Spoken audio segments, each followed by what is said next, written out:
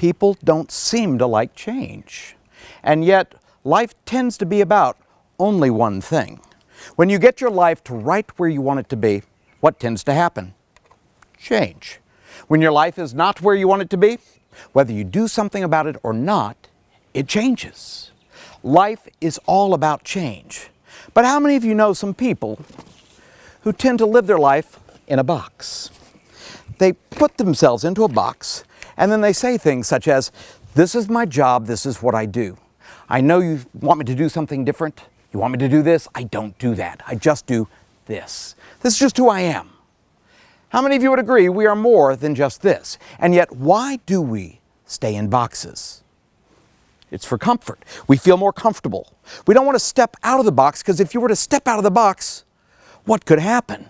If you were to do something different that you didn't know what to do, you could make a mistake. So we like to stay here because I look good here. I feel confident. I feel competent. I don't want to step out of the box because I might look bad to others and to myself. So we have this great fear about change. And yet, if life is all about change, what is the one thing that life is telling us to do?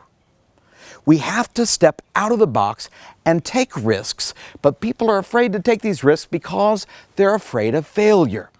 Is failure a bad thing? Yet, how many of us have ever been raised to think if you make a mistake, you beat yourself up or somebody else might?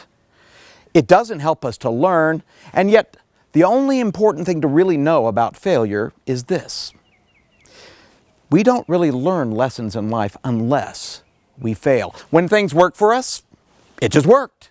You only need to change when something isn't working. But how many of you would agree there's plenty of people out there who do not even notice they need to make the change? One of the reasons why we need feedback and why feedback can be helpful is because feedback helps us to notice when we need to step out of the box and make that change. The box keeps us scared.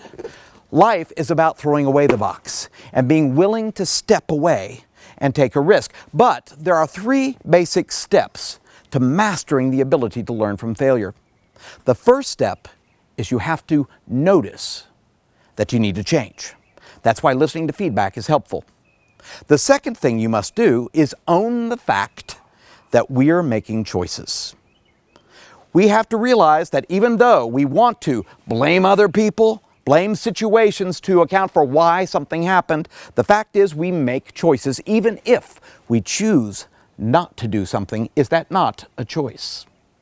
We must be responsible for our choices. So the point is you want someone to notice the mistake, you want them to own the mistake, and of course, most importantly, we'd like them to come up with a plan to fix it. This is essentially the simple model to how to give feedback. You discuss with somebody in such a way where you want them to notice, here's the problem as I see it.